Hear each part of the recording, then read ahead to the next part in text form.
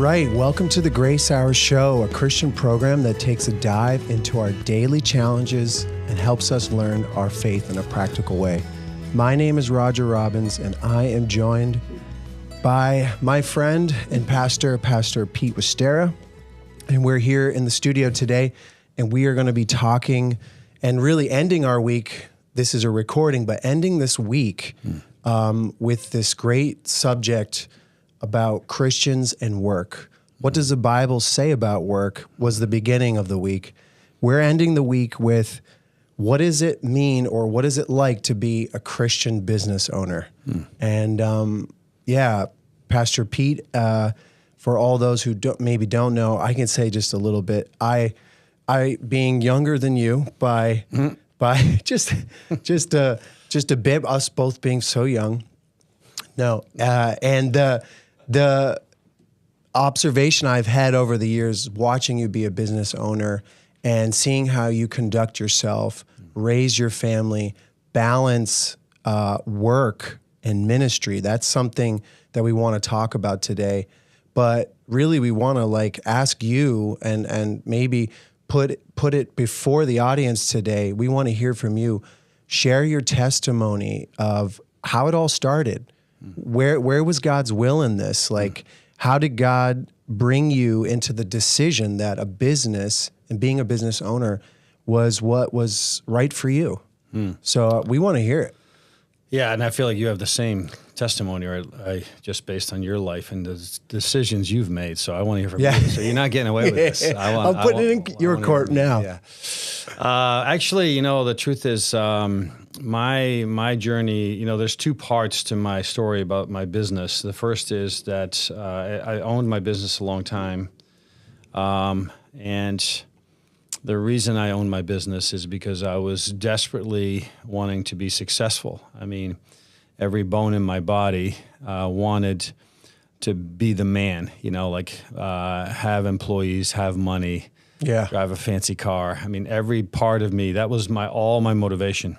I didn't know it at the time, but I definitely was very driven, massively driven for success. But then, and in doing so, really pulled away from God. So I grew up in the church, and my mom was a very spiritual person. She's passed away, but I pulled away from that in my 20s. Really from age 20 to 30, I was really heavily active, in building this business and desperate, working extremely hard, needing it very much. But then, by the time I hit 30, something was wrong, because I was experiencing success, or at least some success. My business was slowly growing. I knew that we were going to be successful. We started, making money, and it's just difficult. It was difficult for me to be satisfied. That was one of the things that I would have to say I realized. I still remember walking on a beach with my wife. She was pregnant with Jesse, my second. Wow. So this is 2000. 2000. She's pregnant. We're on a beach in the Caribbean. And she's calling me out that I'm never satisfied. And we were on vacation. Wow. And I'm always saying, well, next time we're going to get the bigger hotel or the bigger room or the bigger car. I mean, I was plagued with it. So this nagging little voice, I used to call it my Sunday school voice. You were brought up this way. We were told. And you can't get that voice out of your head. I couldn't get the voice out of my. Thank God for that voice. It's I say this to teenagers all the time. It's it's going to be hard for you to find satisfaction in this world. It's going to be very hard, and that's what happened. I mean, it's a typical story, but there was a hole in my heart. Yes. It really was. Now, I still spent a couple of years trying to fix that. In business, you make business decisions, and I tried to fix it multiple different ways. But I remember even taking a Bible college class in 2002. And I remember I decided to start tithing in 2000, which was a little bit unusual for me because I was 1 foot out the door, barely going to church. You know what I mean? But I just decided maybe that'll help. You know? Not even so conscious of my emptiness, but knowing that if I keep on this road, it's not satisfying me now, and it's never going to satisfy. It's not sustainable. I knew that. Yeah. I knew that. So I definitely was really desperately lost in a sense. And then actually in 2004, I was deciding to become an atheist. It was so lost. Yeah. Wow. Which didn't work very long. I mean, that's a hard sell, for someone that was shown life and shown true Christians. I would say true. In my life growing up, I had real Christians, very weak people, but beautiful Christians in my life, many of them. So, finally, really, God grabbed a hold of my heart. And the verse that I contribute to this is, in my life, Psalm 106:15. It's my favorite verse. I have it on a plaque in my office. Mm-hmm. And it basically, this is God's grace in my life. I think God looked at me and said, this poor kid, if I don't give him what he wants, then he will be chasing it the rest of his life. He'll never stop. He'll be desperate until he gets it, right? And that's God's grace. God said, okay, fine, I'll give you what you want. I'm going to give you a little success. I'm going to give you a business. But then with it, I'm going to give you leanness. And what a beautiful gift from God. What a beautiful thing for God to say. Grace comes in so many ways in our lives. Yeah. And even to our demise, God will say, I'm going to give you what you want because you need to figure out that it's nothing. Yes. And that really happens. I mean, that really happened to me. I was not satisfied. So in 2005, God really grabbed a hold of my life that winter. And I really had like a Jesus moment in my driveway kind of a thing. And I made it. And being a business, I make decisions. We're used to making decisions and usually quickly. And we just said, that's it. I'm done. I'm gonna go follow Jesus with all my heart. And one of those decisions quickly was that I knew that I knew my drive inside of me to be successful. The one way that I thought that I could maybe handle it. Mm-hmm. And some of this is like naive. I just wasn't very spiritual, but I just made decisions that I thought would help me with my problem. Mm-hmm. And one of them was, I'm going to volunteer 2 days a week at the church and work at the business 3 days a week. I'm just going to divide my time, and that will help me. It's kind of like I'm eating ashes and it's not working, and I got to go somewhere else. Yeah. Yeah. The problem with eating ashes is that you don't know that they're ashes until God reveals it to you. And once you reveal it, you're like, okay, I'm going to go somewhere else to feed my soul. Yeah. And that's really what happened in my life. I just started volunteering, and to my surprise, very selfishly, by the way, very selfish. Like I was here, like I'm here to fix me. Yeah. And then I found that Pastor Schaller is traveling all over the world. And I just said, I'll go with him for me. I didn't care about anyone in the world. I didn't care about Central Asia or anybody. Let me go with him because I got to fix this. Yes. And I enjoyed receiving from him. He really helped me. He was feeding my soul. So, so that was that's how I didn't really make like this godly decision so much as like, I'm in pain. I need to fix it. Yeah. And that's a journey, right? Yeah. And God used your business and what he gave you to really reveal himself to you. Yeah. What a gracious gift that was. Yeah. You know what I mean? Like you didn't necessarily like map it all out. You would say like God was trying to get close to me, and the business was God's way of revealing the hole in the heart, right? Like, all that you could ever want on the beach with your wife, with a little baby coming. Like, could it be any better? Yeah. And yet you're here saying that absolutely it could have gotten so much better. And I realized that it wasn't the things that I had been doing by making money, acquiring wealth, getting the things that we thought would build our life on, it wasn't sustainable. Yeah. And like you were saying, my story is similar in the sense that I was raised in a church, in this church. And, I think our picture of like our parents, we were like not quite sure or convinced that was the right career path. Yes. Right? Yes. Like I was like, I don't know if I want to because we watched our parents like quit college, right? So close to getting your diploma and like getting into your career and your 401k and so on and so on. And they like gave it up to go after Jesus. Yeah. It was like, and for us, we didn't have that same reckoning or like that moment where we had to decide for Jesus yet. we were kind of in the formative years, like watching and observing. So we had to be convinced. So for you, it was like God gave you that business to be convinced. I think for me, that convincing already happened. And now it's more like I'm on the other end of that. Like I went to Bible school and never like thought I would have a business. You know, it was kind of like, here, it's given to you. That is a possibility that, you know, God gives us any possible career that could be more than just like missions or ministry within the church.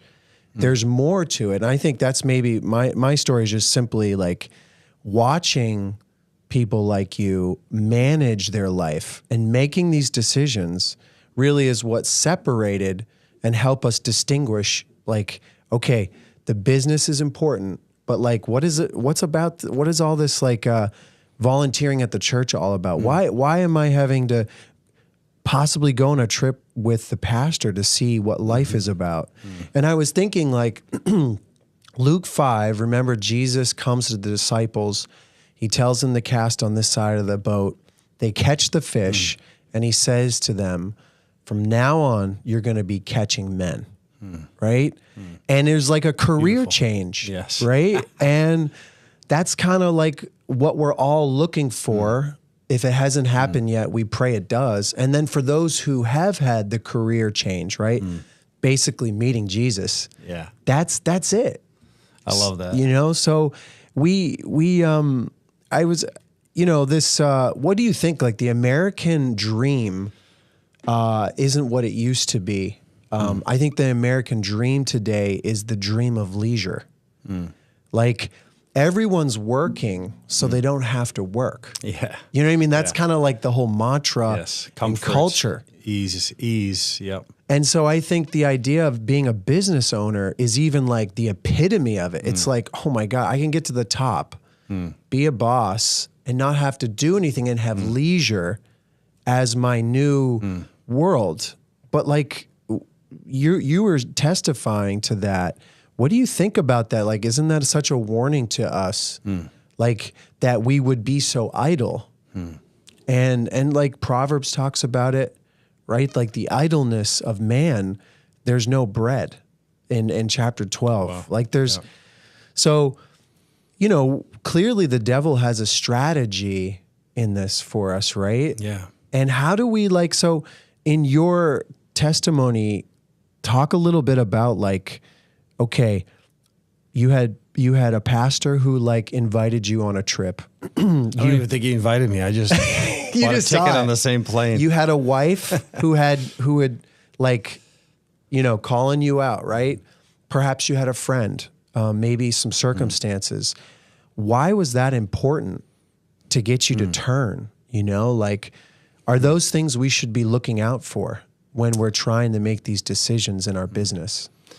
You know, I wish I knew like the answers to some of your questions, because I, you know, for me, it's such a God thing, you know, like it's not so much about me or my decisions or who I was hanging out with, you know, but to your point, you know, like I tried multiple times in my life to be like my mom, like what you said, but it doesn't work that way. Yeah. You can't mimic that. Yeah. You know, it doesn't start with activity. It starts with something that happens in the heart. So here I am, and multiple times. I mean, I went to Bible college in '88 and got kicked out of Bible college. I mean, like, you know, I'm one of the very few. We got that on. We got that on recording. One of the few. Might be my greatest accomplishment to be kicked out of a grace-orientated. No, but you know, multiple times I tried. Even in 2002, I took class again. You know, that was just another of many attempts of me trying to be this person these people who I respected. Like I knew they were real. Like I didn't have any delusions about them in terms of like that they were perfect or anything, but I did know that they were real. They loved Jesus. And I wanted to be one, maybe even like, yeah. But I just quit trying because it wasn't going to work. Yeah. And that's how I decided to become an atheist, because I was trying to be. Wow. So that you went to the far end. And I was like, I'm so sick of, and my whole thing was good for them. I'm just not that. I can't be that person. That was a big lie. But maybe that's actually was the answer in a way, was your honesty. At least you know what I mean? Like, Yeah. I can't fit a mold or put on a mask. Yeah. I just, this is me. I have a hole in my heart. Yeah, eventually, it doesn't work anymore. The lie you tell yourself, by the grace of God, at some point, it just doesn't work anymore. But I definitely found that once Christ grabbed me, everything changed. Everything just became easy in a sense. Not that everything's been easy since, but I'm just saying, like, yes. When Christ is in your heart, then all the decisions were just being made left and right. A lot of them. My whole life, my wife says, we were going this direction, you did a 180, and now we're doing this. Yes.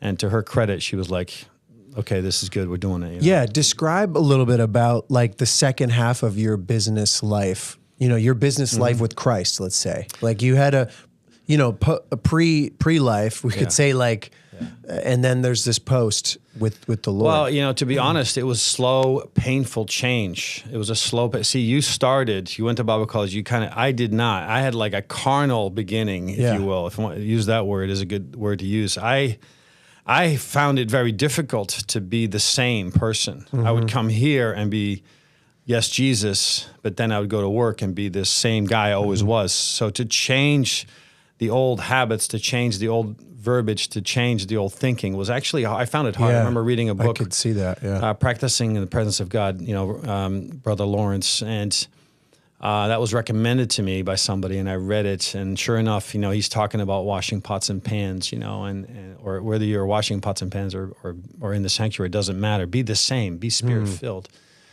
So I found that was hard, to be very honest. Yeah, like discovering the integrity. Yeah. First changing me and saying, I got to be real here and I got to be real there. It's got to be Jesus here and it's got to be Jesus there. So then the changing of me and then changing the way we operate and having it filtered down to my staff and then actually maybe even hiring different people or whatever sometimes, or not hiring a certain person because, you have some different goal in mind, So I found it very hard. I think it took me a long time to start really. Yeah, like fine tune it. Yeah, it did. It's like I would say maybe 10 years before I felt like I could say, okay, this was a great day in the Lord at work, So I can't tell you that that was like, automatic. Some things, this growing in Christ, growing in grace, there's a process, and little by little, God is revealing things to you or convicting you on certain things or how to operate or how to deal with employees. So, and I don't even know if I could say that I fully got there because, I sold my business last year. So, but I felt good about it. Yeah. And I can imagine like, let's just say I'm an employee of your business and you start coming to work like different, like with a different attitude and a different vocabulary, with different eyes and different hands. Like really, like you said, Christ touched your life on the inside. So they saw the business person that you were. Maybe it wasn't like so like wow, he was this really bad boss and now he's a good one, but it's more like he like cares about me and he cares about like more valuable things in this company. And then that can make such an effect in a positive way towards your business. I think the same like for an employee too. Even though you're not the owner of the business, how do I come to work? Like, you know what I mean? Like if it started in my heart, can I affect the work around me through Christ in me? Can I affect my coworkers and my colleagues through Christ in me? And I was thinking like, what is, really like, what are we doing in this world? Are we here to work or are we here to have Christ? And there's like a big difference, I think, like the order of operations. We say order of operations.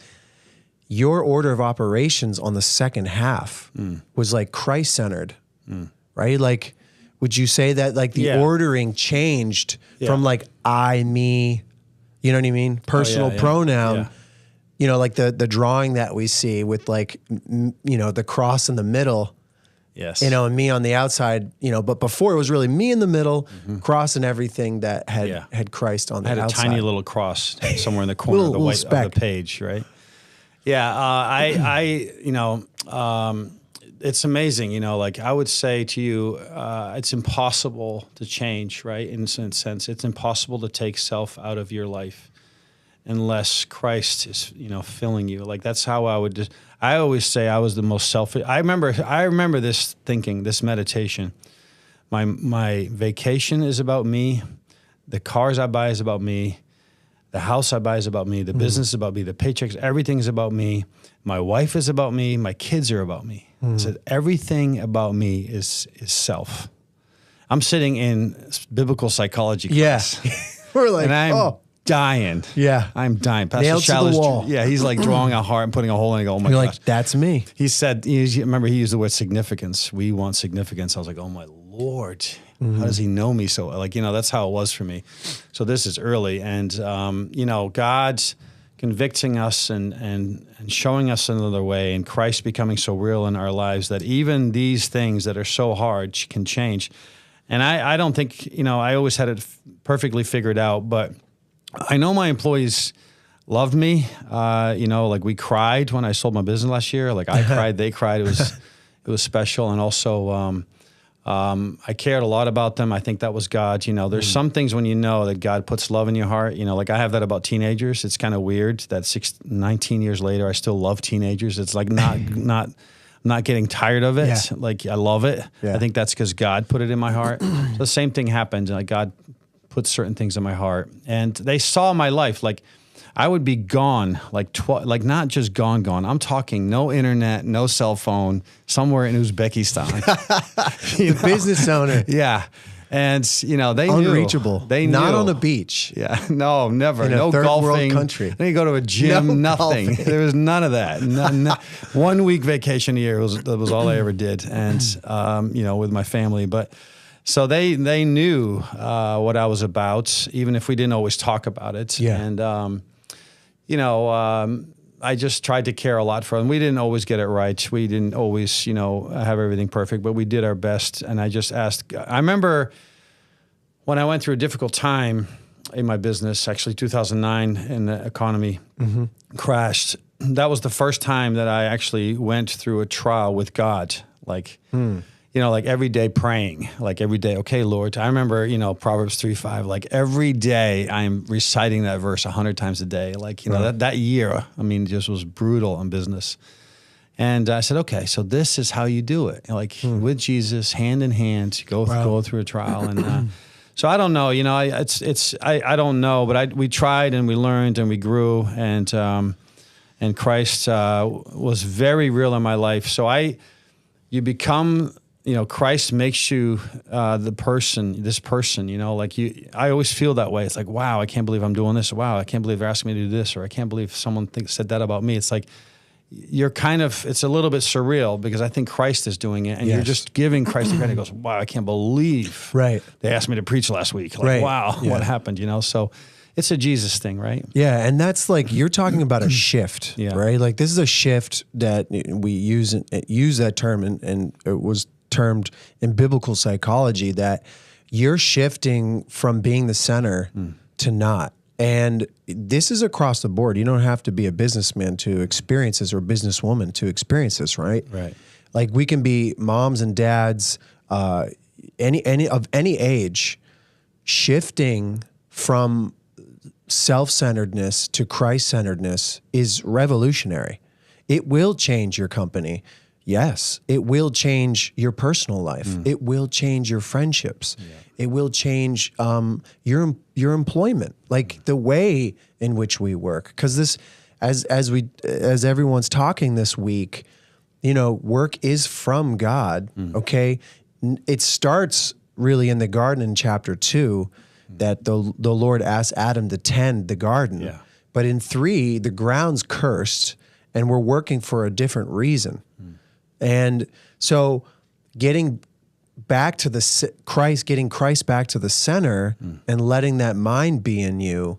Like I was thinking, Jesus, there's a parable in Luke, it's 13. No, 19:13. Luke 19, where he gives the 10 minas, and he says, "Be engaged with business till I come." And this opportunity we all have to be engaged with Christ as the center, but Christ gives us minas. Yeah. You know what I mean? Yes, Like yeah. there is something tangible about it. It's not just like hocus pocus, like out in the air, nothing. Like, no, like the parable was that he gave each of them 10 pieces of valuable commodity. You know what I mean? Like a coin, like something that they could spend and invest or save. So to all of us, we can look, and I think that's really my testimony is more like I went to Bible school and I learned to work hard. Thank you, Pastor Mike Williams, who is in heaven. That's right. With your mom and many other millions of saints, right? Like, but he was my mentor. Yeah. So my dad, our parents are our true mentors, our original OGs. But then the Lord like gave me someone else. Yeah. And in my first year of Bible school, at the end of it, I got to work with him. And actually Pastor Bailey Norman did too. Right. And actually Pastor Justin did. Yeah. So he really established the foundation of like working hard. Like whatever your hand finds to do, you're going to do it with all your might, you know? And that laid the groundwork for me to receive what is like, I have a small building company now. So it was never something I set out to get, but God clearly like laid the foundation through hard work. Like, and I think now looking back on that time, for sure, the business and even just the responsibility of keeping it going would not happen if it wasn't for the valuable lesson of working hard. And like, maybe we can talk about that for a minute. Like, you know, we mentioned like the world's looking for leisure, right? Like the world's looking for, you know, let's have the whole week off. You know what I mean? Like let's make it a 3-day weekend. Yes. You know, can we check out early? Can I come in late? So what can hard work do for us? Number one, why is it important? But then number two, is there something, I think we know this is pretty obvious, but is there something as too much work, working too hard? Where's the right balance? And how, like, how did you find it in your business life? Man. Well, let's start with the first one, the working part. What you said earlier about the world, how it's changed. America used to be about hard work. Now it's about getting an easy buck.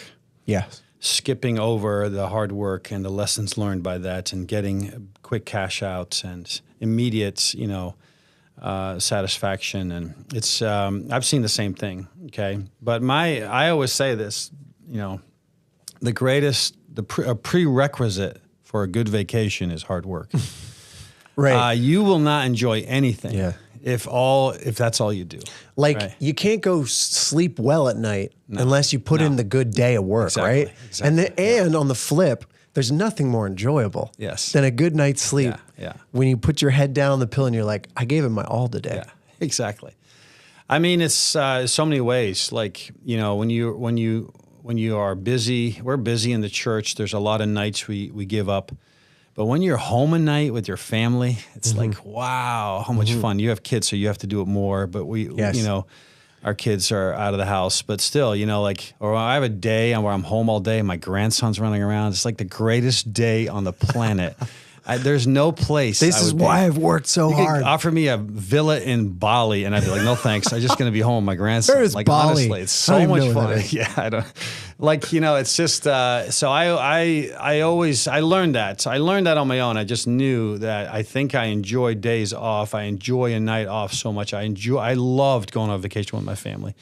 It was like a great week with my little kids, like with great memories. So vacation is good. Yes, it is. It can be good. Yes, spending time with your family is.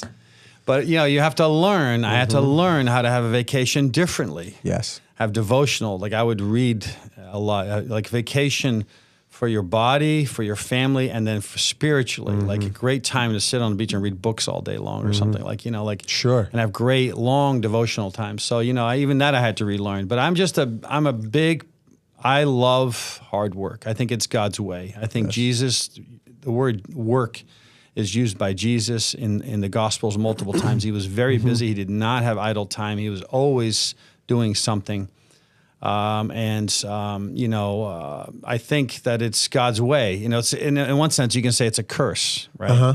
If you're getting money for nothing, no matter how you do it, whether it's through communism or through theft or through some kind of program, Yeah. that doesn't work for human beings. You got to work for it. You got to work for it. But to your other point, I suffered from working too much, of course, because I'm driven. And we could say this basically for every man. Yes. Most men out there Men are can like, easily do this, right? we use work as a tool or a way to mask something, put something on the shelf that we want to avoid, something that we want to cover, and focus on work. Yeah. So we have to learn these things. I had to learn it, there's hard work is great. Like I enjoy even working in my yard. I enjoy labor. I enjoy meditating on something with in your the morning. hands. Using my hands. Hands? What are you talking proud about? Of my calluses. You use your hands? Yes, let's go. Come on. Like construction. It's a beautiful thing. Dig a hole anywhere. Come on. There you go. Why am I digging this hole? I think balance is something we all have to learn, and God is amazing because He has the audacity to promise us peace. And there's very little peace on this planet and very little peace in people's hearts. But Jesus keeps saying it over and over and over again. You're supposed to have peace in your life. So I just think work hard and know how to rest and know how to spend time with your family and know how to have a ministry. I am the greatest thing that ever happened in my life is that I found ministry. What a gift that was. I had no idea. I thought it was all just going to be laying down my life and, being a servant. And it is. But actually, what a gift. Yes. What a great thing that was to add to my life. From being, I always say ministry is a great break from yourself. It's like a great time. I didn't have a lot of time this weekend. I just spent the weekend with teenagers in Marlborough. I didn't have a lot of time to think about myself. It's wonderful. It's a wonderful break from yourself. Yeah. So Jesus is all about it. So balancing it, getting it right. Easy to say maybe, but I had to learn those lessons. You have to learn how to be with your family, learn how to go to church, learn how to say no to the church. That's another thing.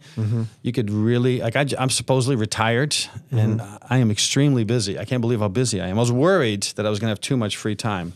I literally filled my... You were worried about the leisure you were walking into. I was. Life I literally of leisure. filled my schedule, still do, with just helping people with construction But isn't projects.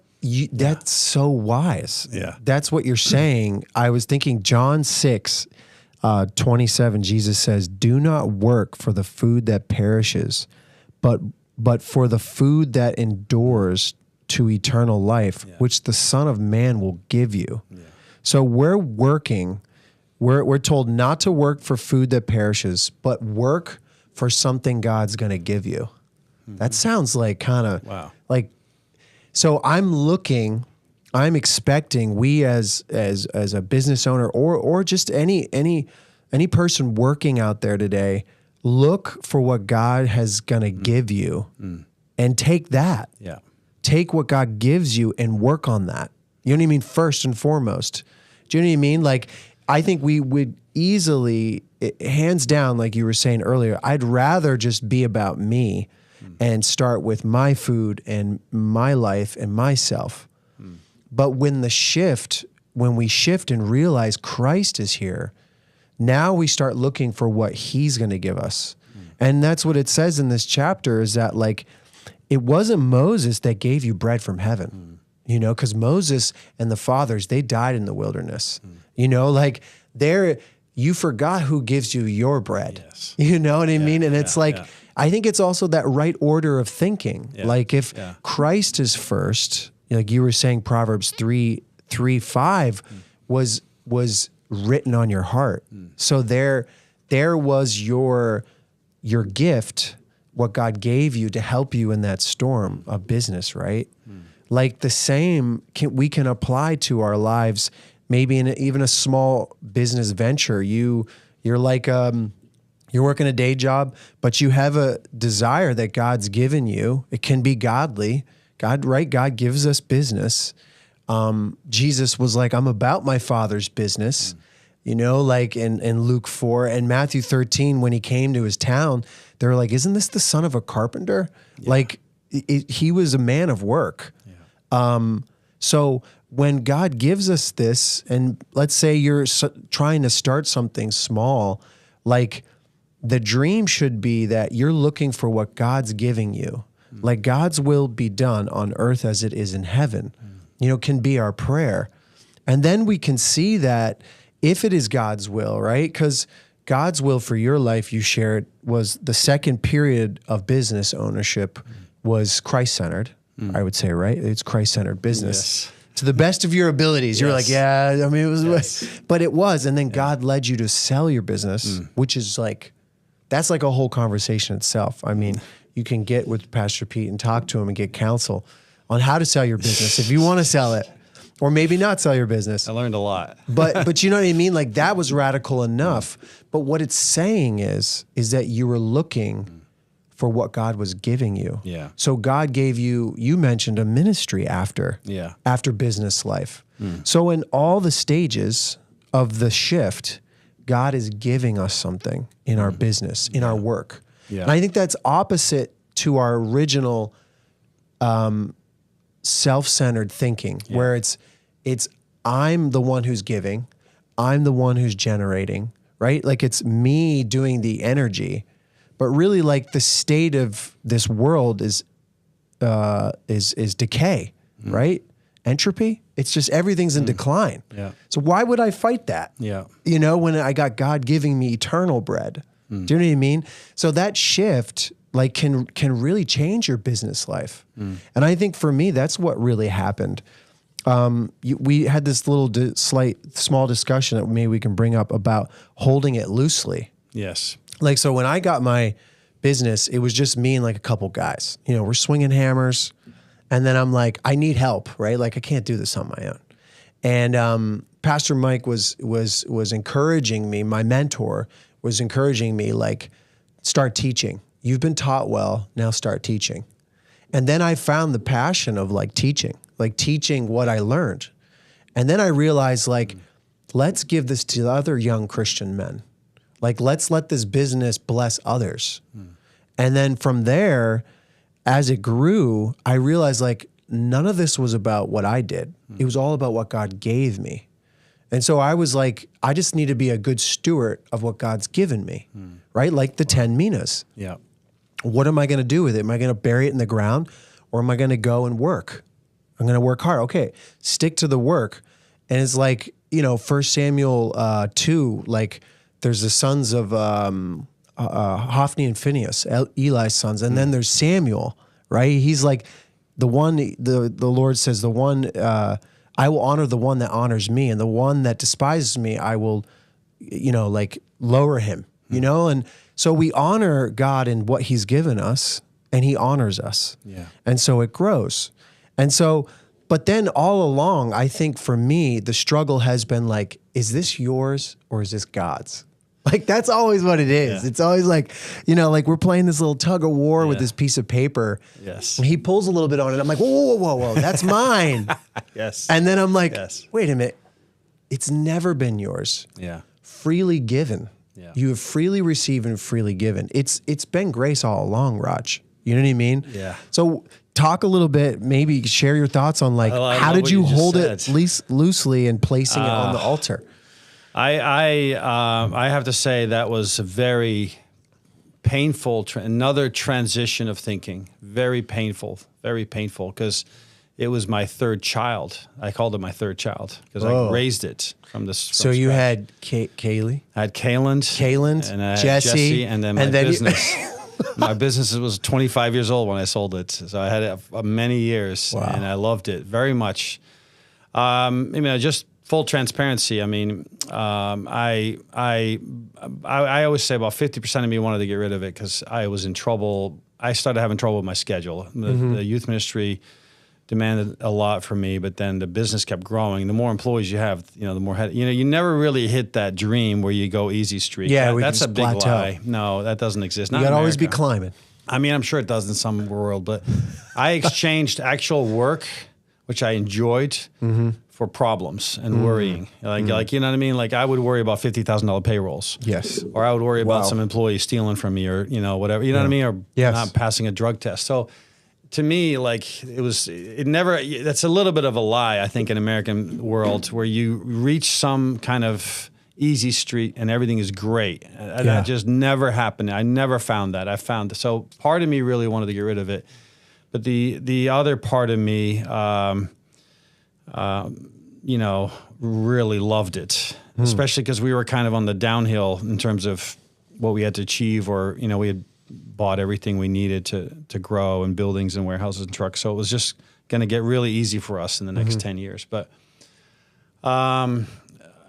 I would say to you that I wasn't always so successful in what you just described, the pulling the piece of paper back and forth. You know what I mean? I treated it, on rare occasions, I had enough, God was in me, and I had enough to say and admit, this is all God. The voice in your head, on a strong day, maybe your wife. Yes. Like, come on. Who are you kidding? Or if I'm preaching from the pulpit, yes, it's God's, everything's God's. But I found it hard to live as if it was His. I am in control. I'm making all the decisions. It feels like mine. I worked like it was mine. So I never had this feeling. I struggled with always saying it's God. I had to remind myself. It's kind of like putting on, you have to put on God's thinking. And you have to put on His mind and put on the way He operates. And it's not natural to me. So, you just I have to always kind of be reminded in messages, or in times, or when you're flipping out, you have to get settled in and saying, wait a minute, hold on a second. This thing was God's anyways. And during the whole process of selling, it really was very painful in one sense, but then also very much God. Yes. It wasn't really me. It was a miracle. I don't want to go into it because it does take too long, but it was really just I always say 10% of me said, okay, I think maybe I could sell. And then God did the rest. You know what I mean? I had a little bit of faith at a certain moment. You took one small step of faith, and God was like, I got it. Yeah. Trust me. Yeah. And then it was like, okay, I can do this. Yeah. And do you think that as you gave it to God, God gave you? I mean, do you know what I mean? You lose and you gain, right? Yeah. It's kind of, isn't that the principle? You get this life and the next. And I say that in terms of knowing that you're in God's will. I mean, that's what this is about for me. Am I in God's will? Yes, I am. Wow. Holy cow. Wow. I'm 54 years old. I spent 40 years of never knowing what God's will was. And here I am. Heard people talk about it confidently. Yeah. Never really, I mean, in the last 18, 19 years, I've learned about God's will, but then to really know, okay, peace, I got peace, God's will, we're okay, everything's fine. The end result didn't really matter because it was iffy. Is it going to be sold or not? Back and forth, but yes, no, negotiations, blah, blah, blah, all that stuff. And I was so at peace. That's when I knew. I was like, I'm riding this wave right now. Normally you would be, I learned, this is the lesson I learned, okay? This is what peace is. Peace is not, is it this way or this way?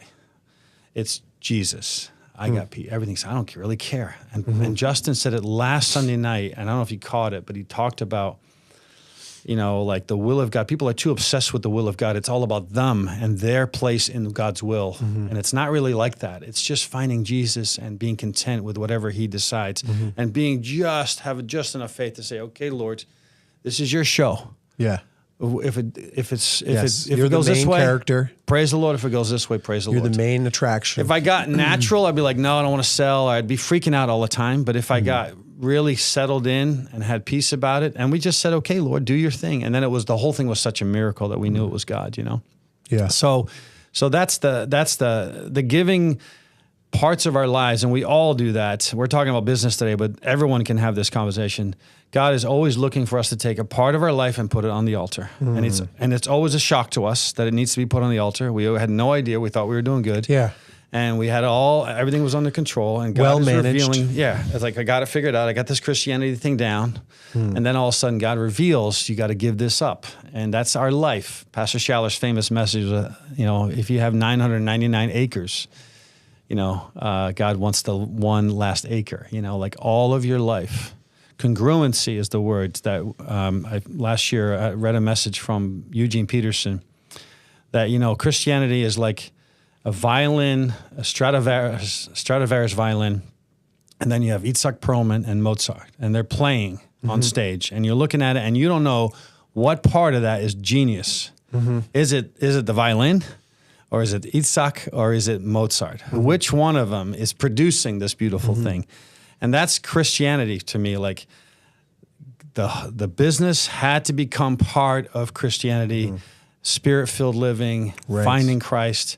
Buying it, selling it, the whole thing, working, not working, too much working, the whole thing has to be Jesus. There has to be this kind of music. Yes. Now, I don't have it all figured out, but there has to be like a surrendering and little by little, you know what I mean? That could be like it. Sports, watching sport. You got to give that up, you got to no more of that, a little less of that. Okay? Yes. Or whatever, I'm just trying to think of examples, but that's what Christ wants from us. And the more I think we live this way, the more we find life, the more we find Christ, the more we have peace, the more we are sure we're in God's will. So the more we grow. Some people get stuck, I think. I think I can get really stuck. Yes. Because I'm not willing to lay it on the altar. Wow. What a topic, laying it on the altar.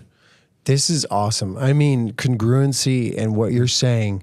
No matter if you're a business owner, you're a father of two, a mother of three. I hope that you heard this message today and really God spoke to your heart about these things. God has something to give us, right, in our businesses. And it's Him. It's just Him. We're going to be let's look for Christ in all of these areas and let it be congruent. That's what you're saying.